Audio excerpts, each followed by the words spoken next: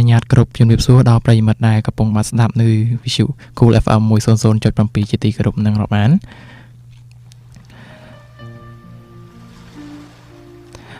បាទលោកអ្នកកំពុងតែបើកស្ដាប់នៅកម្មវិធីជីវិតនិងសុខភាពផ្លូវចិត្តដែលយើងធ្វើការផ្សាយរៀងរាល់ថ្ងៃសៅរ៍អាទិត្យវេលាម៉ោង 5 ដល់ម៉ោង 6 ល្ងាចផងដែរ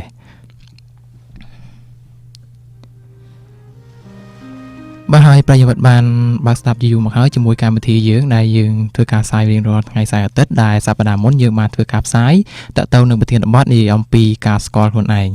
បាទហើយជាមួយសប្តាហ៍នេះដែរយើងនឹងមានប្រធានបទថ្មីមួយទៀតផងដែរសម្រាប់ប្រិយមិត្តអ្នកស្ដាប់នៅក្នុងថ្ងៃនេះគឺយើងនិយាយអំពីហេតុអ្វីមនុស្សម្នាក់ៗត្រូវមានតួនាទីនៅក្នុងសង្គមបាទហើយចង់ដឹងថាប្រធានបទថ្ងៃនេះនិយាយអំពីតួនាទីរបស់បុគ្គលម្នាក់ៗនៅក្នុងសង្គមហ្នឹង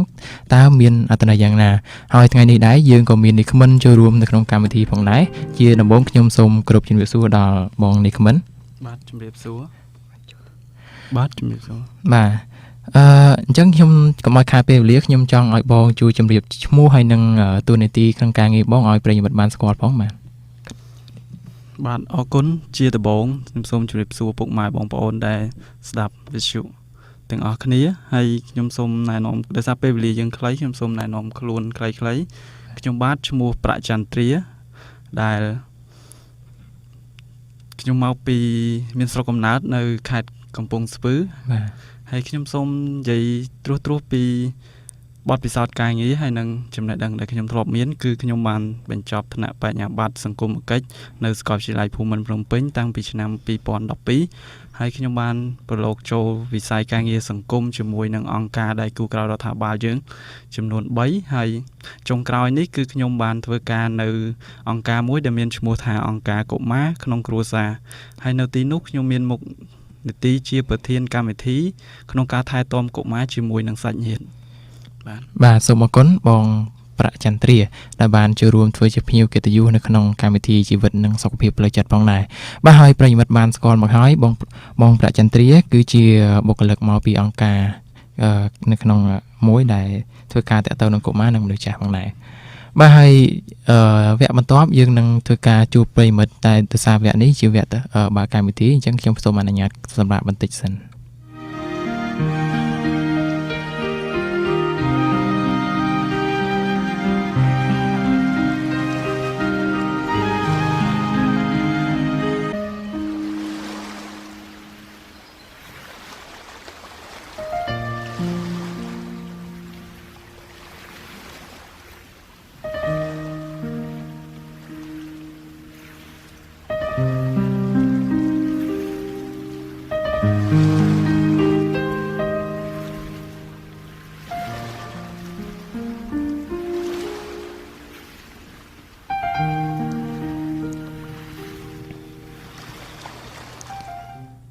បាទអនុញ្ញាតសូមគោរពចូលវគ្គទី2ក្នុងកម្មវិធី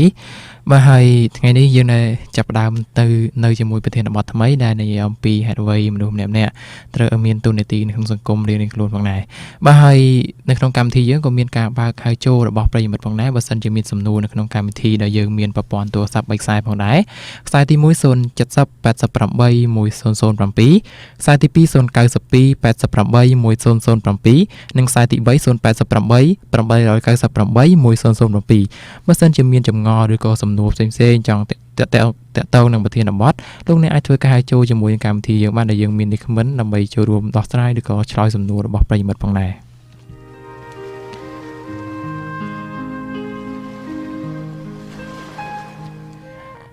បាទហើយប្រិយមិត្តប្រហែលជាឆ្ងល់ហើយថាហេតុអ្វីមនុស្សម្នាក់ៗត្រូវមានតួនាទីនៅក្នុងសង្គមរៀងៗខ្លួននោះបាទហើយជាដំបូងខ្ញុំក៏មានជាសំណួរមួយផងដែរដើម្បីសួរទៅបងនេះមិនផងដែរដែលសំណួរយើងសួរថាហេតុអ្វីតើហេតុអ្វីយើងត្រូវមានបាទសំទោសតើហេតុអ្វីបានជាយើងត្រូវមានកាតព្វកិច្ចនៅក្នុងសង្គមបាទហើយតើការធ្វើទៅតាមតួនាទីរបស់ខ្លួនហ្នឹងមានអត្ថន័យដូចម្ដេចអញ្ចឹងសូមដំបងសូមអញ្ជើញតែម្ដងបាទសូមអរគុណសម្រាប់សំណួរដ៏ល្អហើយមុននឹងឆ្លើយសំណួរប្រហែលជាខ្ញុំសូមបញ្ចេញចំណាប់អារម្មណ៍តិចតួចទៅលើប្រធានបទដែលបានលើកឡើងនៅក្នុងកម្មវិធីដែលបានសួរថាហេតុអ្វីបានជាមនុស្សម្នាក់ៗត្រូវមានតួនាទីនិងទំនួលខុសត្រូវសង្គមបាទ ប្រធានបទនេះស្ដាប់ទៅវាហាក់ដូចជាធំទូលំទូលាយបន្តិចប៉ុន្តែគឺល្អសម្រាប់ក្នុងការដាស់តឿនឲ្យយើងម្នាក់ៗយល់ពីអ្វីដែលយើងជាមនុស្សម្នាក់រស់នៅក្នុងជាបុគ្គលម្នាក់ដែលរស់នៅក្នុងគ្រួសារក្នុងសហគមន៍ហើយក្នុងសង្គមមួយដែលជាក្រុមអញ្ចឹងតើយើងត្រូវមានតួនាទីធ្វើម៉េចដើម្បីឲ្យយើងបំពេញភាពជាមនុស្សម្នាក់នៅក្នុងក្រុមគ្រួសារសម្រាប់សហគមន៍សម្រាប់សង្គមជាតិរបស់យើងគឺសម្រាប់ប្រធានបទនេះគឺល្អមែនទែនដែលធ្វើឲ្យយើងបានដាស់តឿនយើងហើយចូលទៅដល់សំណួរដែលបានសួរថាហេតុអ្វីបានជាបាទមានកាតព្វកិច្ចនៅក្នុងសង្គមរបស់បុគ្គលម្នាក់ៗបាទអរគុណសម្រាប់សំណួរពីព្រោះយើងក្រឡេកមើលទៅពាក្យកាតព្វកិច្ចបន្តិចពីព្រោះនៅក្នុងភាសាខ្មែរយើងមានការប្រើប្រាស់ពាក្យច្រើនដែលក្នុងនោះមានពាក្យទាំងកាតព្វកិច្ចករណីយកិច្ចហើយនិងភារកិច្ចបាទអញ្ចឹងនៅក្នុងនឹងពេលខ្លះយើងឃើញថាការប្រើប្រាស់ពាក្យគឺមានការជួសគ្នាទៅវិញទៅមកច្រើនប៉ុន្តែជាទូទៅគឺពាក្យភារកិច្ចគឺក្តោបអាចប្រើជួសទៅលើពាក្យកតព្វកិច្ចក៏បានករណីកិច្ចក៏បាននៅក្នុងខណៈពេលដែលយើងចង់និយាយវាជាលក្ខណៈទូទៅមួយប៉ុន្តែនៅពេលដែលយើងចង់សង្កត់ធ្ងន់ទៅលើចំណុចអីមួយយើងតែងតែបានមើលឃើញពីពាក្យករណីកិច្ចហើយនិងកតព្វកិច្ចពីព្រោះកតព្វកិច្ចគឺនិយាយឲ្យខ្លីគឺកិច្ចការដែលត្រូវតែធ្វើប៉ុន្តែករណីកិច្ចគឺវានៅក្នុងនោះវា 70% ទេដែលត្រូវតែធ្វើវាមិនដល់ 100% ទេគឺកិច្ចការដែលគួរតែធ្វើដូចគេតែងតែនិយាយថាម្ដាយឪពុកមានកាតព្វកិច្ចក្នុងការបីបិចថែរក្សាកូនហើយនៅពេលដែលកូនធំឡើងគឺមានករណីយកិច្ចក្នុងការថែរក្សាឪពុកម្ដាយវិញប៉ុន្តែសម្រាប់កូនគឺយើងមិនផ្ដោតទៅលើកាតព្វកិច្ចដែលតម្រូវឲ្យ 100% ទេហើយក្នុងនេះខ្ញុំសូមភ្ជាប់ទៅសំណួរយើងវិញគឺកាតព្វកិច្ចសង្គមពីព្រោះយើងកើតមកម្នាក់ជាទូទៅយើងឃើញថា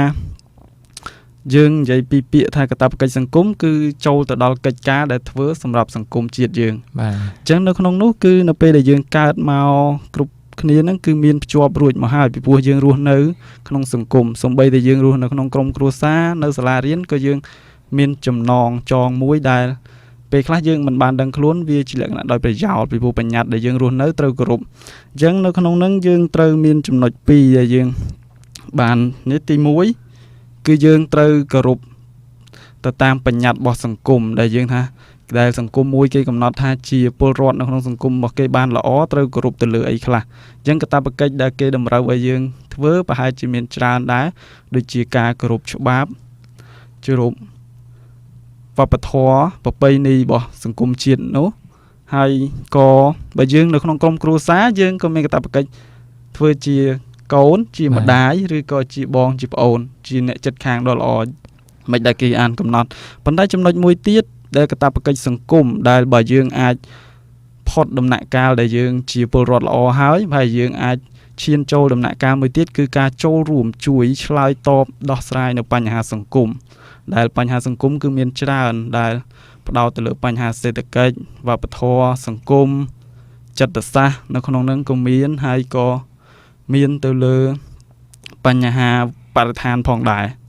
ដែលយើងអាចចូលរួមនៅពេលដែលយើងមានកាតព្វកិច្ចបែបនោះគឺយើងនឹងចូលរួមជួយក្នុងការដោះស្រាយបញ្ហាឆ្លើយតបបញ្ហាសង្គមទាំងអស់នោះបាទសូមអរគុណបងប្រាក់ចន្ទទីដែលបានជួយឆ្លើយសំណួរដ៏ល្អមែនទែនជាមួយនឹងកម្មវិធីយើងបាទហើយប្រិយមិត្តប្រហែលជាយល់បានច្រើនកម្រិតណាហើយបើសិនជាមានសំណួរអាចធ្វើការចូលរួមជាមួយកម្មវិធីយើងផងបាន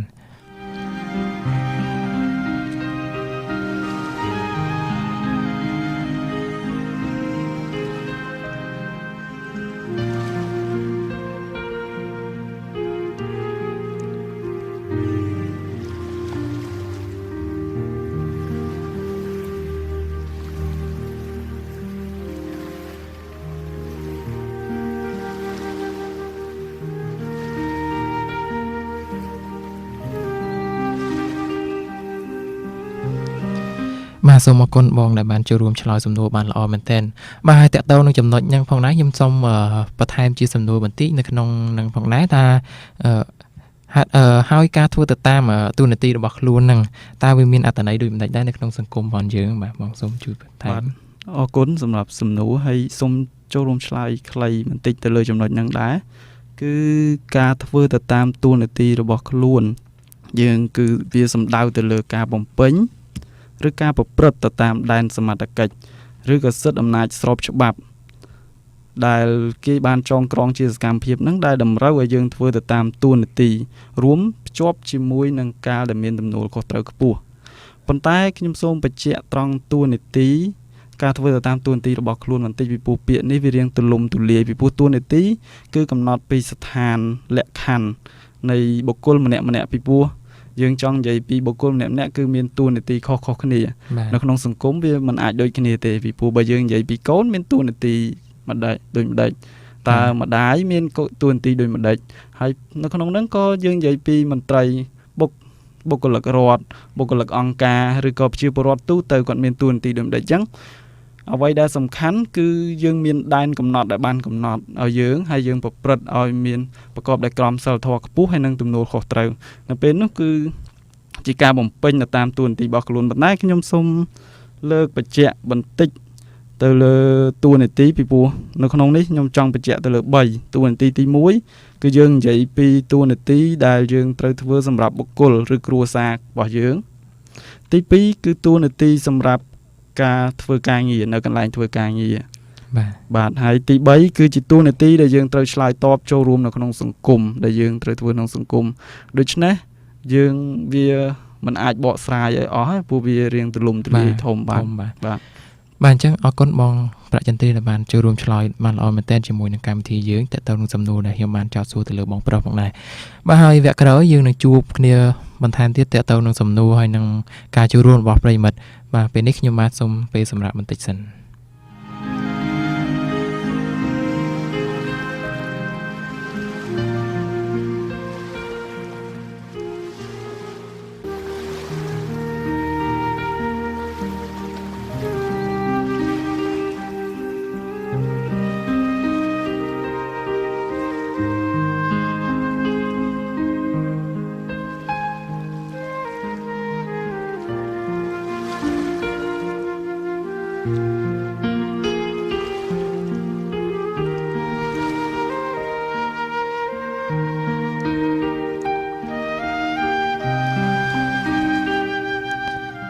បាទសូមគោរពអនុញ្ញាតចូលវគ្គបន្តជាមួយនឹងកម្មវិធីផងដែរបាទហើយវគ្គនេះប្រិយមិត្តអាចធ្វើការហៅចូលឬក៏មានសំណួរក្នុងកម្មវិធីអាចធ្វើការហៅចូលបានជាមួយកម្មវិធីដែលយើងមាននេះមិនចាំទទួលនឹងដោះស្រាយឬក៏សំណួរផ្សេងៗដែលប្រិយមិត្តបានឆ្ងល់បាទហើយប្រិយមិត្តបានស្ដាប់មកហើយតើតើនឹងសំណួរដែលបងប្រុសប្រាក់ចន្ទ្រាដែលបានឆ្លើយមិញនេះគឺថាល្អមែនតើតើនឹងទំនួលខុសត្រូវរបស់បុគ្គលម្នាក់បើយើងនិយាយទៅលើគ្រួសារវិញអញ្ចឹងបើសិនជាបុគ្គលនៅក្នុងគ្រួសារគាត់មិនដឹងពីកាតព្វកិច្ចឬក៏តួនាទីរបស់ខ្លួនថាត្រូវធ្វើអ្វី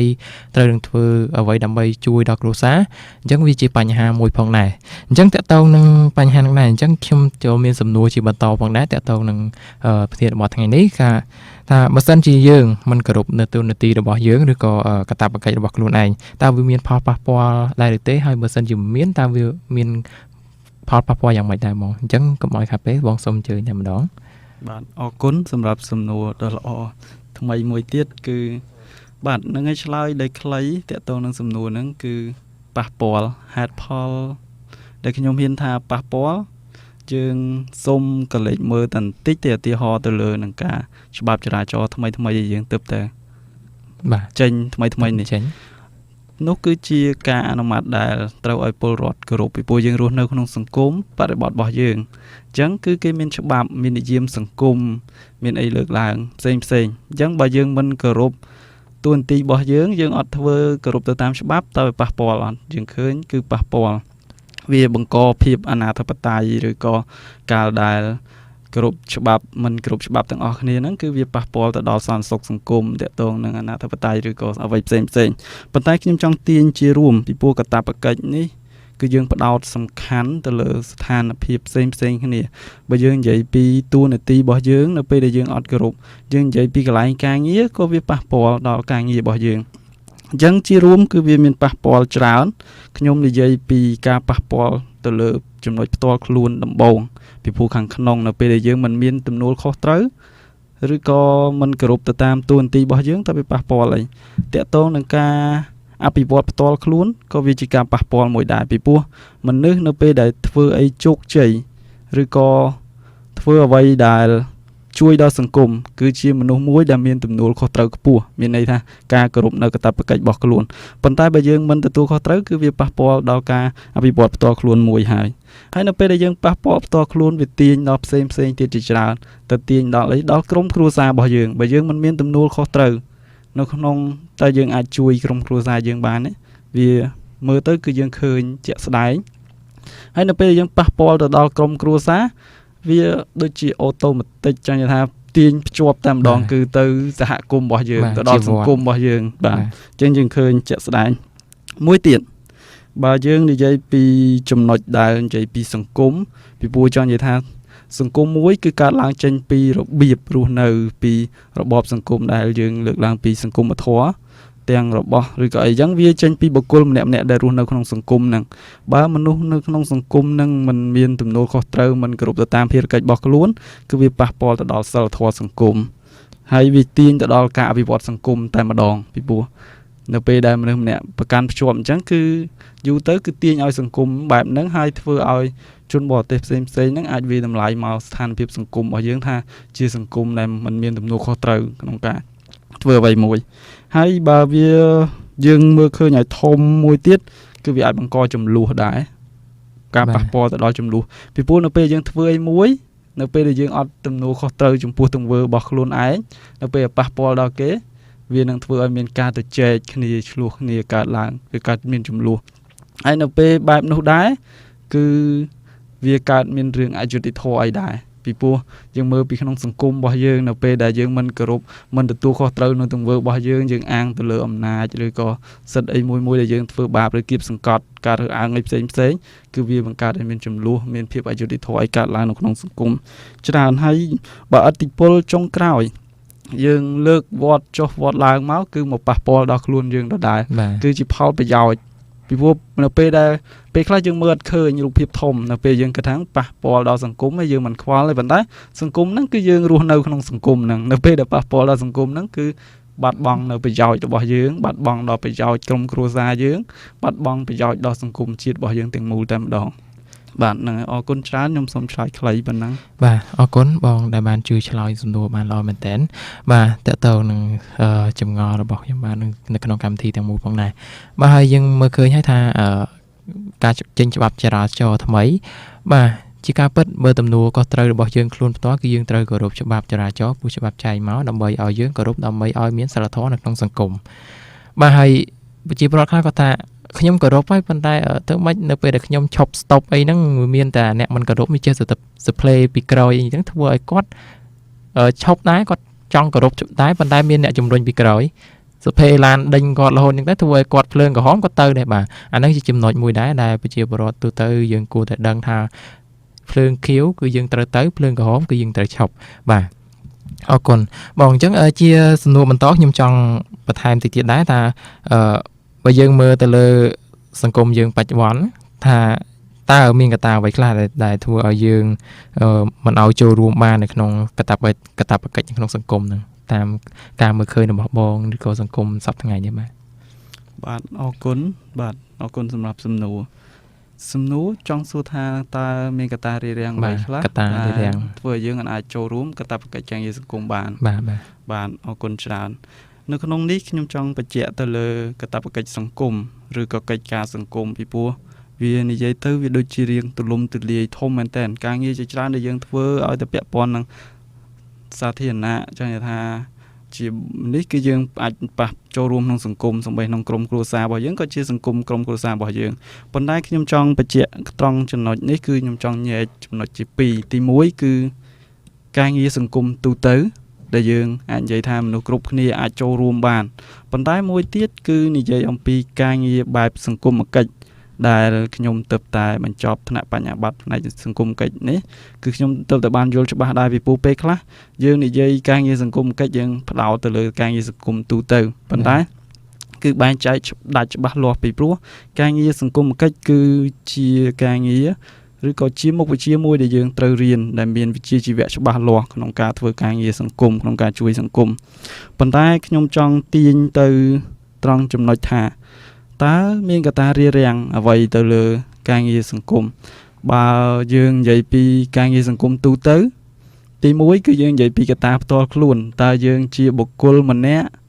ចូលរួមក្នុងការដែលជាពលរដ្ឋល្អជាពលរដ្ឋគំរូហើយឬនៅពេលដែលយើងអាចធ្វើជាពលរដ្ឋល្អពលរដ្ឋគំរូបាននឹងក៏ជាផ្នែកមួយដែលជាឥទ្ធិពលមួយនៃការចូលរួមក្នុងការងារសង្គមដែរព្រោះបណ្ដោះចេញពីបុគ្គលម្នាក់ៗដើម្បីឲ្យក្លាយជាសង្គមទាំងមូលអញ្ចឹងការអភិវឌ្ឍរបស់ប្រទេសរបស់សង្គមតើចេញពីការអភិវឌ្ឍរបស់បុគ្គលម្នាក់ៗសិនអញ្ចឹងនៅពេលដែលយើងអាចអភិវឌ្ឍខ្លួនឯងបានជាពលរដ្ឋគំរូល្អមួយយើងអាចជួយក្នុងការងារសង្គមក្នុងផ្នែកមួយហើយប៉ុន្តែនៅពេលដែលឈានមួយកម្រិតទៀតនៅពេលដែលយើងអាចបំពេញទៅតាមតួនាទីដែលយើងអាចធ្វើបានដូចជាយើងជាកូនយើងអាចបំពេញតួនាទីជាកូនល្អអាចទៅរៀនទៅសាលាឬអាចជាពលរដ្ឋល្អអាចចូលរួមក្នុងការងារសង្គមតាមដានស្ថានភាពទាក់ទងនឹងបរិស្ថានការថែរក្សាផ្សេងការគោរពនៅសីលធម៌របស់សង្គមរបស់យើងការប្រព្រឹត្តប្រកបដោយក្រមសីលធម៌របស់យើងទាំងអស់ហ្នឹងហើយគឺជាការចូលរួមចំណែកមួយនៅក្នុងការងារសង្គមហើយនៅក្នុងកម្រិតមួយដែលជាប្រយោជន៍តែនៅពេលដែលយើងចង់ចូលរួមនៅក្នុងមួយចំណែកទៀតគឺកម្រិតមួយទៀតគឺការចូលរួមឆ្លើយតបនឹងបញ្ហាសង្គមនៅពេលនោះគឺទាមទារឲ្យយើងមានការចេញពីខាងក្នុងគឺកត្តារារាំងវាអាចចេញពីឆន្ទៈខ្លួនឯងខាងក្នុងដែរតើយើងជាបុគ្គលដែលចង់ចូលរួមជួយទៅដល់ការដោះស្រាយបញ្ហាសង្គមឬក៏បញ្ហាអ្នកនៅជុំវិញខ្លួនយើងដូចជាមិត្តភ័ក្តិយើងគ្រួសារយើងអ្នករស់នៅជិតខាងយើងឬក៏សង្គមទាំងមូលចំណុចទាំងអស់នេះគឺវាចេញពីកត្តាខ្លួនឯងជាដំបូងបើយើងមានឆន្ទៈប៉ុន្តែកត្តារារាំងផ្សេងទៀតគឺនិយាយពីប្រព័ន្ធដែលយើងអាចនិយាយថាតើប្រព័ន្ធរបស់យើងមានកន្លែងជាការលើកទឹកចិត្តដែរអត់ពីមិត្តភ័ក្តិរបស់យើងពីក្រុមគ្រួសាររបស់យើងក្នុងការឲ្យយើងចូលរួមនៅក្នុងការងារសង្គមពីព្រោះពេលខ្លះនៅក្នុងបរិបទយើងពេលខ្លះយើងនិយាយការងារសង្គមយើងតែងតែផ្ដោតទាញទៅលើរឿងបែបនយោបាយឬរឿងអីផ្សេងដែលចាស់តែងតែគិតថារឿងហ្នឹងគឺវាគ្រោះថ្នាក់ឬក៏ដល់ពេលយើងតាមអត់ទាន់គេឬក៏ក្រោយគេគឺវាប៉ះពាល់ដល់យើងមែនតើប៉ុន្តែបើយើងនិយាយពីបញ្ហាសង្គមដែលយើងនិយាយពីការងារទូទៅគឺយើងធ្វើការជួយបម្រើដល់ដោះស្រាយបញ្ហាសង្គមដូចជាជួញដូរបញ្ហាក្មេងកំព្រាបញ្ហាអ្វីផ្សេងដែលមានជាច្រើនតាមជាអង្គការយើងធ្វើអញ្ចឹងយើងទាមទារយើងបានឆ្លងកាត់ការរៀនអញ្ចឹងបញ្ហាគឺទាមទារយើងមានឆន្ទៈខាងក្នុងហើយប្រព័ន្ធរបស់យើងហើយចំណេះដឹងឬក៏អ្វីដែលយើងត្រូវរៀនបន្ថែមទៀតបាទសូមអរគុណបងដែលបានចូលរួមឆ្លើយសំណួរបានល្អមែនតើបាទវគ្គក្រោយយើងនឹងជួបគ្នាបន្តជាមួយនឹងសំណួរដ៏ល្អនៅក្នុងកម្មវិធីបាទពេលនេះសូមអនុញ្ញាតសម្រាប់បន្តិចសិន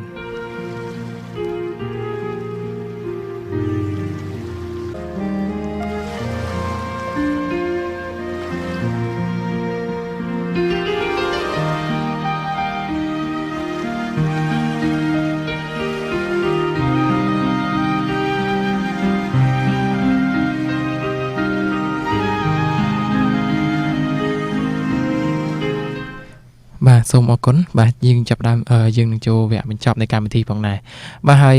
ប្រិយមិត្តបានស្ដាប់មកហើយអំពីបងប្រុសប្រាក់ចន្ទ្រាដែលបានឆ្លើយយ៉ាងល្អមែនទែនជាមួយប្រធានបទថ្ងៃនេះអំពីទុនទីឬទំនួលខុសត្រូវរបស់បុគ្គលម្នាក់ៗនៅក្នុងសង្គមផងដែរបាទហើយយើងដឹងហើយថាទំនួលខុសត្រូវនិងកាតព្វកិច្ចខ្លួនឯងយើងចាំបាច់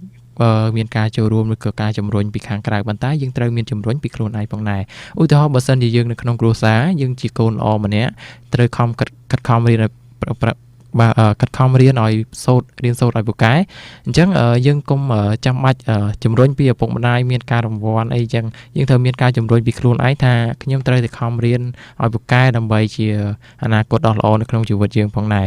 បាទយើងកុំចាំបាច់ឪពុកម្ដាយកូនត្រូវតែរៀនពូកែចាំប៉ាទិញរបស់នេះឲ្យទិញឡានទិញម៉ូតូឲ្យអាហ្នឹងវាជាវត្ថុរួមចំណែកប៉ុន្តែយើងត្រូវចេញពីបុគ្គលខ្លួនឯងផងដែរបាទហើយជាសំណួរចុងក្រោយជាវគ្គបញ្ចប់នៃកម្មវិធីផងដែរខ្ញុំចង់ជាសំណួរដល់បងបន្ថែមផងដែរតែយើងមានជាការជំរុញឬការលើកទឹកចិត្តបែបណាដើម្បីឲ្យពួកគាត់មានការចូលរួមនៅក្នុងសង្គមឲ្យបានឬក៏មានទំនួលខុសត្រូវខ្លួនឯងក្នុងសង្គមឲ្យបានល្អបាទអរគុណសម្រាប់សំណួរចុងក្រោយក៏នៅតែសំណួរល្អហើយគឺសំខាន់មែនទែនសម្រាប់យុទ្ធសាស្ត្រឬការលើកទឹកចិត្តឲ្យយើងបានជា ដែលយើងចូលរួមក្នុងការងារសង្គមបាទអញ្ចឹងខ្ញុំឆ្លើយខ្លីៗគឺទី1យើងត្រូវសួរខ្លួនឯងបញ្ជាក់សិនពីថាតើយើងជាដូចខ្ញុំបានលើកឡើងពីដំបូងអញ្ចឹងគឺយើងត្រូវសួរខ្លួនឯងថាតើយើងជាពលរដ្ឋល្អហើយឬនៅអញ្ចឹងបើយើងធ្វើទៅតាមអ្វីដែលខ្លាចខ្លួនជាពលរដ្ឋល្អគោរពទៅតាមតួនាទីរបស់សង្គមបានកំណត់តួនាទីក្នុងក្រុមគ្រួសារបានហើយអានោះគឺជាការចំណុចមួយដែលយើងបានចូលរួមនៅក្នុងការងារសង្គមហើយចំណុចទី2គឺយើងត្រូវទៅដល់មួយជំហានទៀតគឺការចូលរួមឆ្លើយតបទៅនឹងបញ្ហាសង្គមឬក៏ជួយប្រយោជន៍រួមរបស់សាធារណៈអញ្ចឹងចំណុច2ហ្នឹងជាការលើកទឹកចិត្តគឺខ្ញុំឲ្យយើងចាប់ផ្ដើមចេញពីខ្លួនឯងដំបូងគឺយើងសួរខ្លួនឯងថាយើងតើយើងជាបុគ្គលមួយដែលរស់នៅទី1គឺរស់នៅដោយមិនប៉ះពាល់ដល់គេអាហ្នឹងឲ្យយើងសួរខ្លួនឯងឲ្យចេញពីឆន្ទៈខ្លួនឯងក្នុងការធ្វើការងារសង្គមប៉ុន្តែបើយើងមិនប៉ះពាល់ដល់ប្រយោជន៍គេហើយយើងគិតទៅដល់មួយដំណាក់កាលទៀតគឺឆន្ទៈរបស់យើងគឺធ្វើយ៉ាងម៉េចយើងអាចជួយទៅដល់អ្នកជិតខាងជាប្រយោជន៍សាធារណៈហើយខ្ញុំសូមលើកទឹកចិត្តឲ្យយើងបានផ្ដោតទៅលើរឿងសង្គមឲ្យបានច្រើនចេញពីខ្លួនឯងហើយមួយទៀតដែរគឺខ្ញុំសូមលើកទឹកចិត្តទៅដល់មជ្ឈដ្ឋានទូទៅឬក៏មជ្ឈដ្ឋានជុំវិញពីព្រោះការរស់នៅរបស់បុគ្គលម្នាក់ៗគឺរស់នៅក្នុងមជ្ឈដ្ឋានអញ្ចឹងបើប្រព័ន្ធមជ្ឈដ្ឋានគ្រប់គ្រង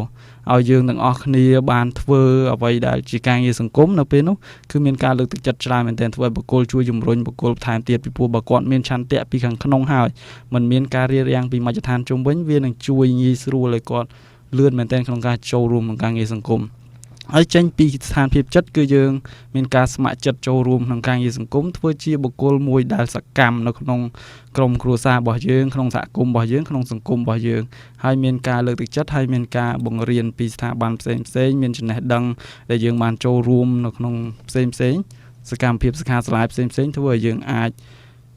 ឆេះឆួលជួយហើយចេញពីការដែលយើងមានឆន្ទៈគោរពច្បាប់ការដែលយើង